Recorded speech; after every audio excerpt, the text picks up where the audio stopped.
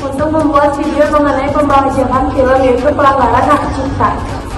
Nah, sebelum memulai ke pembahasan kasusnya, di sini saya akan menjelaskan tentang hak cipta dalam suatu undang-undang. Hak cipta terdapat pada Undang-Undang Nomor 28 Tahun 2014 melalui pasal 1 ayat 1 yang menjelaskan bahwa hak cipta adalah hak eksklusif pencipta yang timbul secara otomatis berdasarkan prinsip deklaratif setelah suatu ciptaan diwujudkan secara nyata, tanpa mengurangi pembatasan sesuai dengan ketentuan peraturan perundang-undangan. Selanjutnya, saya akan menjelaskan pengertian dari pembajakan. Pengertian pembajakan juga diatur dalam undang-undang tersebut pada pasal 1 ayat 23. Perlindungan hak cipta melalui undang-undang hak cipta tentunya akan memberikan perlindungan hukum bagi para pencipta, khususnya terhadap usaha plagiarisme maupun penyebaran secara ilegal. Ya.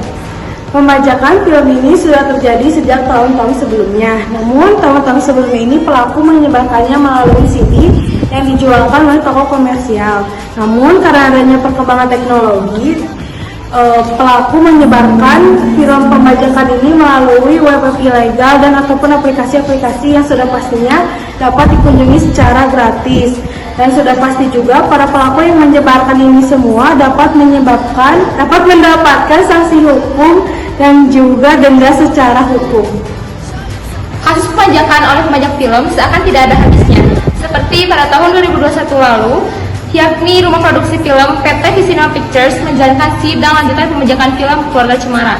Dalam sidang tersebut, terdakwa Aditya Fernando Pasha melakukan pembajakan film dengan mengunggahnya ke Dunia Film 21 yang merupakan situs website ilegal berisi film luar negeri dan dalam negeri. Akibat dari tindakan pembajakan tersebut, PT Visinema Pictures mengalami kerugian sekitar 200.000 sampai 500.000 dolar US atau dalam rupiah sekitar 2,8 miliar sampai 7 miliar rupiah. Selain itu, dari situs website Dunia Film 21, Aditya memperoleh keuntungan dengan memasang tarif iklan. Tarif iklan dipatok sekitar 1,5 juta sampai 3,5 juta dalam durasi 30 hari. Perlu diketahui, film merupakan salah satu karya cipta yang dilindungi berdasarkan Undang-Undang Nomor 28 Tahun 2014 tentang hak cipta.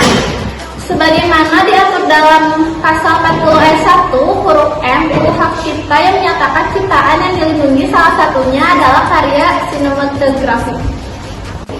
Menurut penjelasan pasal 40 ayat 1 huruf M Undang-Undang Hak Cipta tersebut, karya sinematografi adalah ciptaan karya yang berupa gambaran bergerak, antara lain film dokumenter, film iklan, reporter, atau film cerita yang dibuat dengan skenario dan film kartun. Karya sinematografi dapat pula dibuat dalam pita seluloid, pita video, piringan video, cakram optik, atau media lain yang memungkinkan untuk dipertunjukkan di bioskop, layar lebar, televisi, atau media lainnya. Sinematografi sendiri merupakan salah satu contoh bentuk audiovisual pencipta atau pemegang hak cipta dari suatu karya cipta memiliki hak ekonomi. Hak ekonomi merupakan hak eksklusif pencipta atau pemegang hak cipta untuk mendapatkan manfaat ekonomi atau ciptaan.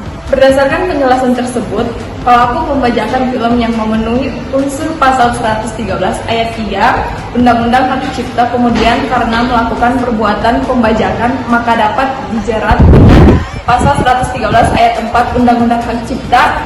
Menjalankan bisnis haruslah dilakukan dengan ketentuan yang berlaku. Kemudian bagi para penikmat film agar menonton film dari situs resmi atau bioskop ya. Sekian pembahasan dari kami. Mohon maaf apabila ada kekurangan dan kesalahan kata. Wassalamualaikum